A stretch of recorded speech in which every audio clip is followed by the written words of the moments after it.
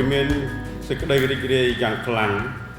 ដែលថ្ងៃនេះក្រុមហ៊ុន Royal Field Development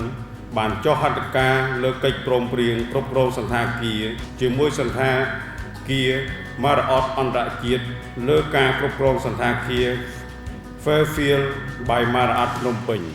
សន្តាគារ Marriott អន្តរជាតិមានដើមកំណើតនៅសហរដ្ឋអាមេរិក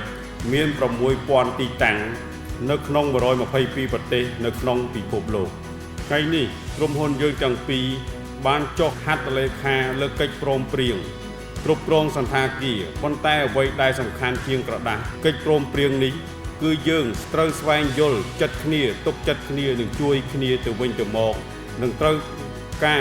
យើងត្រូវការជំនួយផ្នែកបច្ចេកទេសពីសន្តាគារ Marriott អន្តរជាតិដើម្បីឲ្យការរចនានិងការសាងសង់សន្តាគារ Fairfield by Marriott ភ្នំពេញស្របតាមបទដ្ឋានអន្តរជាតិក្រុមហ៊ុនយើងទាំងពីរត្រូវបានសហការគ្នាដោយគ្រួសារតែមួយដើម្បីឲ្យអ្វីដែលយើងកំពុងកសាងទទួលបានជោគជ័យទាំងអស់គ្នានឹងអាចមានឱកាសសហការគ្នាលើគម្រោងជាច្រើនទៀតនៅថ្ងៃអនាគត